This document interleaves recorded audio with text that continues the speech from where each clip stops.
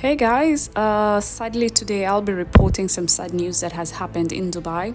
So ideally, heavy rains have hit the United Arab Emirates, flooding major highways and disrupting flights at the Dubai International Airport in what the government has described as the largest amount of rainfall in the past 75 years. Myself, I would attest to that. The years I've lived in Dubai, I've never seen such rainfall. It was insane.